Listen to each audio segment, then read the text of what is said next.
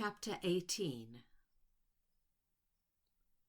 Pilgrim and Baxter had boarded their company jet with very little spoken between them since Lockshie had dropped dead at their feet in the lobby of Lamethyst. They'd ascertained his association with the Inner Temple and that he'd been Keeper of the Codices. Where he'd been and what he'd been doing in the immediate run-up to his death, they would soon learn from Frank, their intel guy. They weren't in any mood to chat with one another. Each had their own versions of what would constitute a good way forward.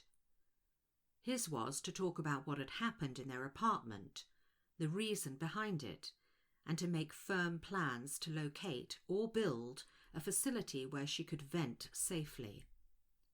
Hers was to forget about the whole thing. Each understood if there was to be any longevity in their business relationship, she'd have to do something about managing her emotions. Her days of only taking herself into consideration were over. She hadn't searched out and actively recruited a person with his qualities on a whim. It had been entirely premeditated, and she knew it was for her own self-preservation. In the years leading up to Baxter joining the business, her behaviour had become increasingly erratic. She'd taken too many risks in exposing the business and herself. As it was, she was now known to Mr. Mylar, the Deputy Prime Minister, Hansford, some of the crew, and the Titans.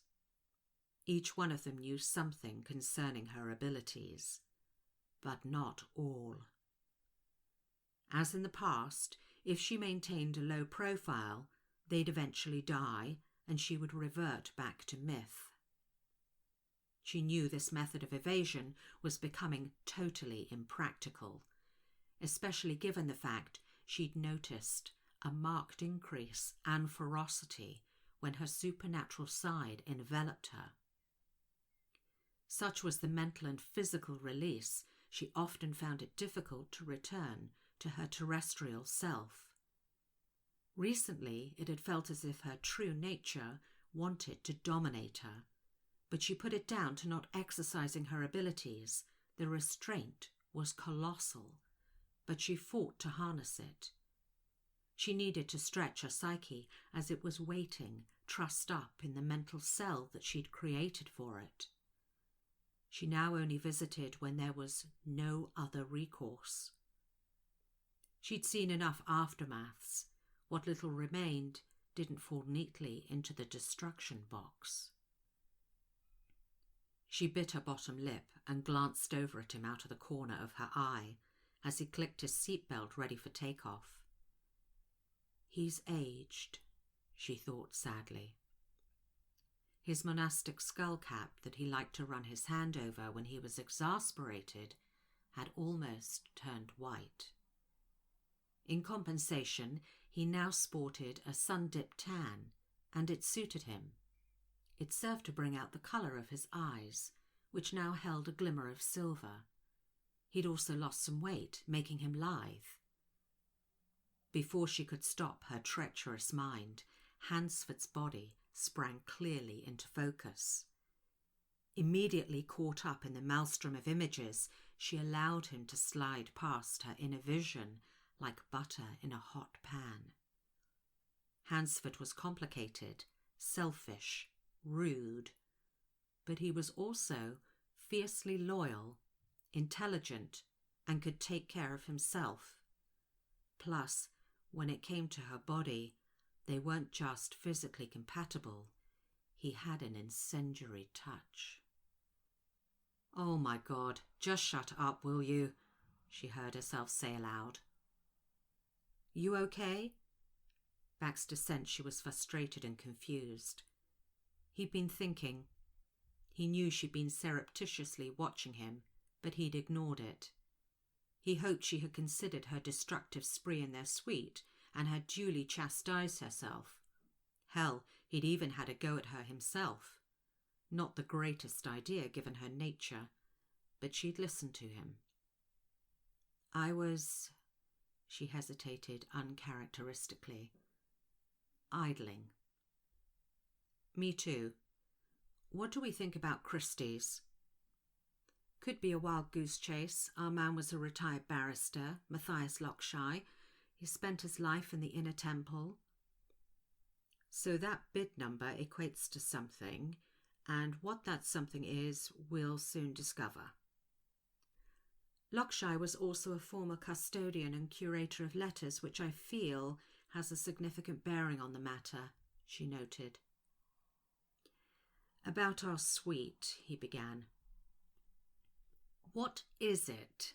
She asked menacingly, because I've already said everything I'm going to say on the matter. I apologised unreservedly to management, and they seemed all right with it. She sounded exasperated that he'd had the audacity to bring the subject up again. I was just going to say, he soothed, we should find somewhere a little more contained for you to vent, if you feel the need. It's important you're able to really express yourself. She looked at him with mocking disbelief. He continued, determined she understood his ideas were directed solely with a view to her welfare. You'll agree that as part of our psychological health, we all need to exercise sometimes. This wasn't going very well. Obviously, we'll have to have something built or somewhere remote and durable. I can take care of my own psychological welfare, thank you, she stated. But that's the point. You don't. You either drown your emotions in alcohol or wrestle with Hansford, which doesn't constitute a mental download. Why don't you get back to me once you've really thought it through? I will, he replied assuredly, then quickly changed the subject. Christie's, Hospice de Bourne, all the Burgundian wines at auction to be barrelled and stored in Bourne and ready to hit the shelves 3 years after. Anything else? Not normally, but then we're not known for being involved in normal. Therefore, something must be coming up that is out of the ordinary. I quite fancy Bourne in November at La Trois Glorieuses, black tie dinner at the Clos de Vougeot, and lunch at La Poêlée de Mousselot. If you could get past your stomach for just 1 minute, I've got a feeling... Oh, crap. As I was saying, I've got a feeling this might be a wild goose chase, she finished. And yet here we are, he added.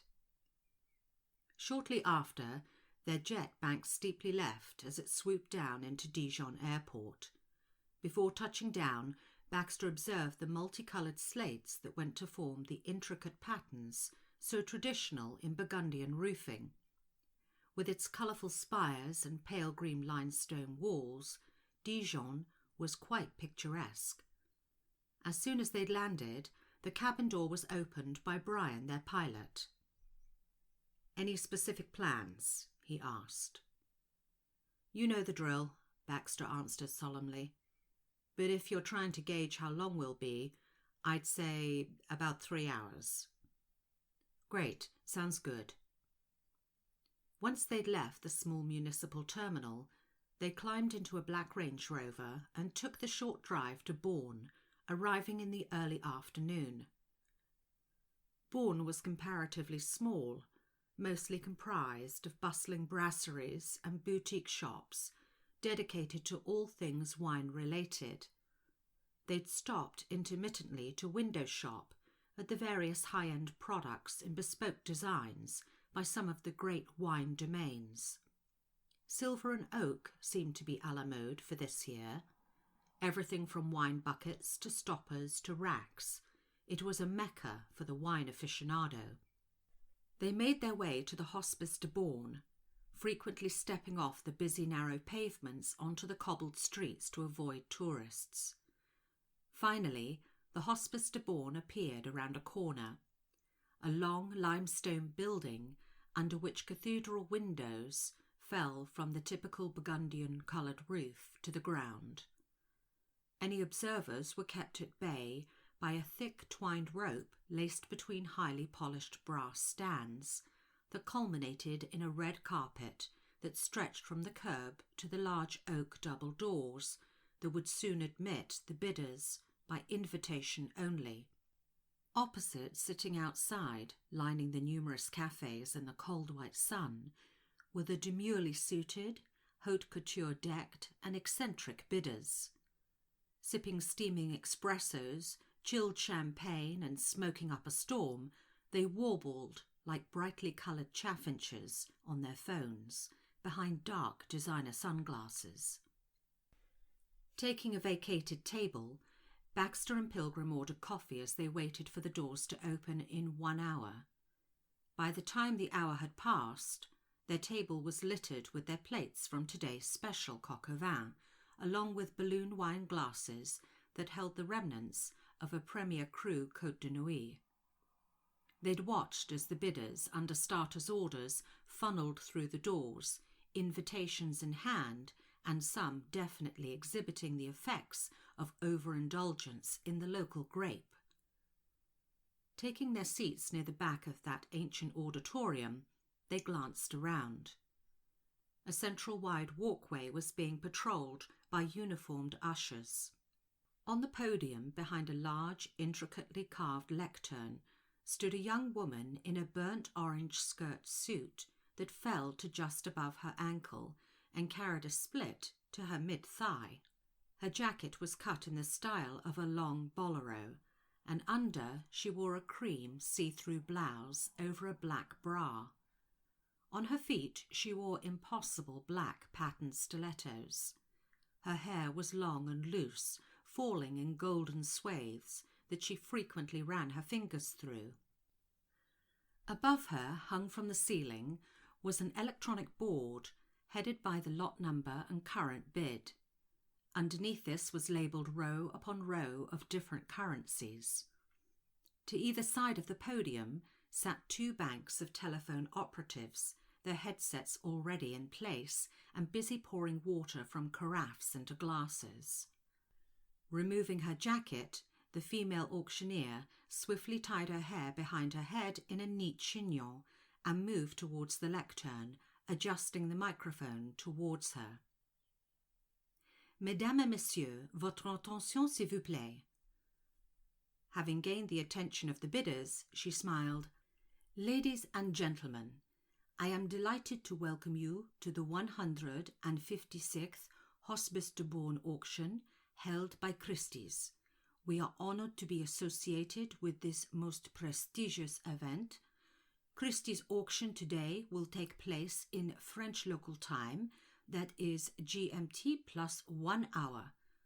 Above, on our board, you will see our local time here today. Bids will only be accepted from those registered and pre-approved by Christie's specifically for this auction. The currency today will be in euros. You will have in your possession a card that looks like this. She held up a large card trimmed in gold, which carries the Christie's and Hospice de Bourne emblem. Baxter looked at the front of his bidding card and then at the catalogue listing the day's inventory for auction. There's no lot number 1811. This only goes up to 375, he puzzled.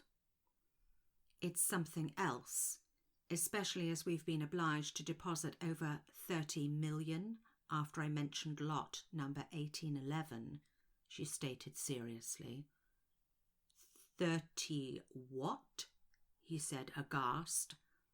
30 million, in pounds sterling, not euros. I like a glass of wine as much as the next man, but they're having a laugh. Within a few minutes, the auction began. After 2 hours of intense bidding, half the lots had been sold.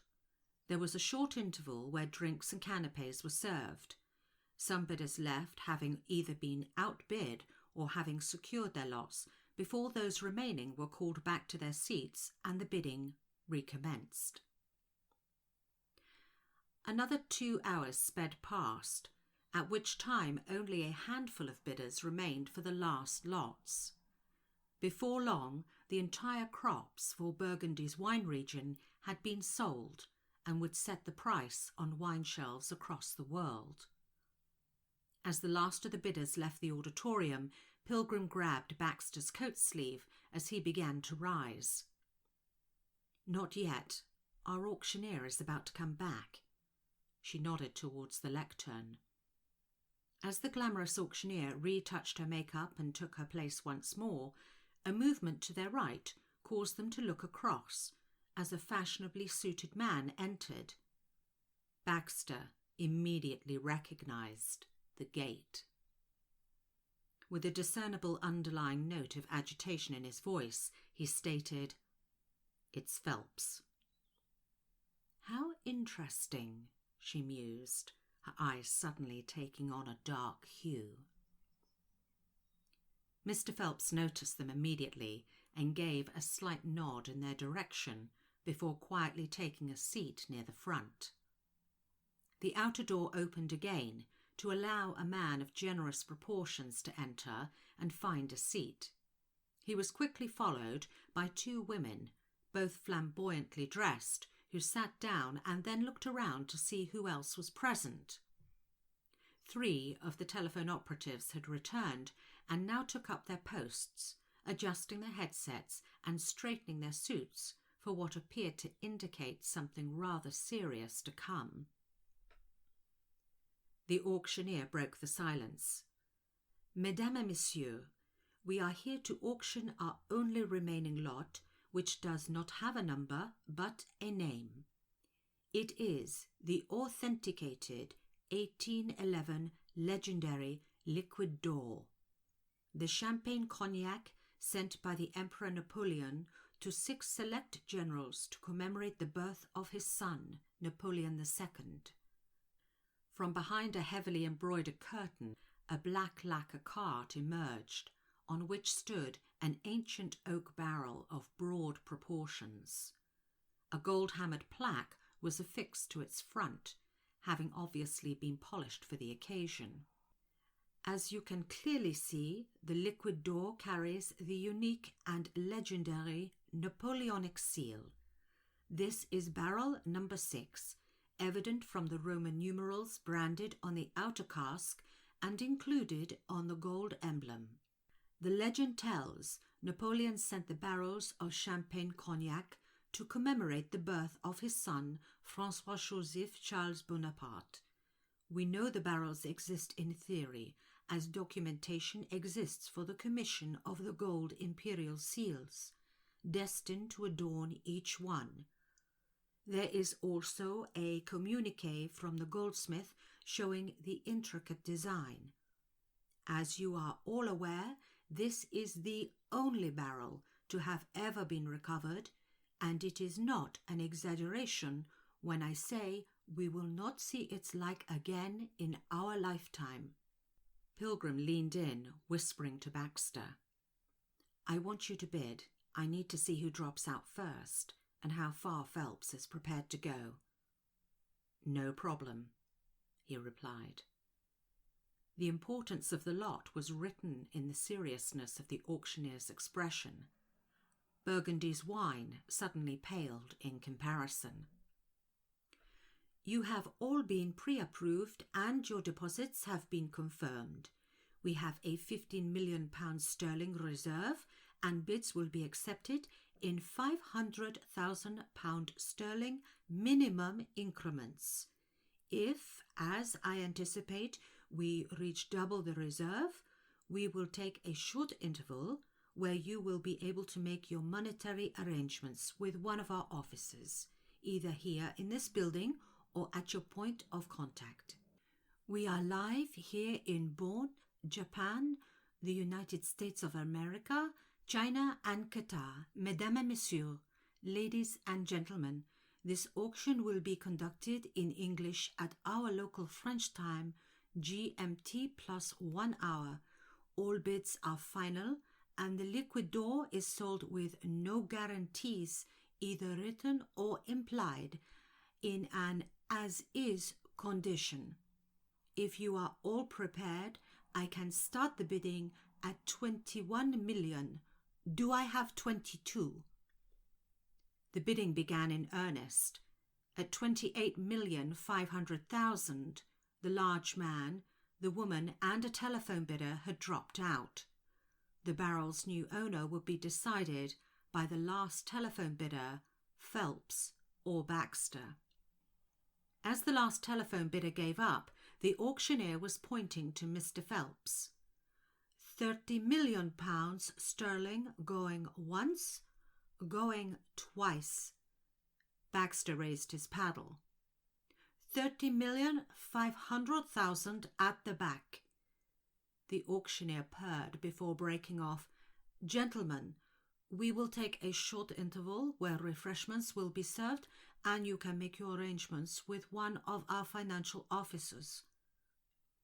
A waiter approached them.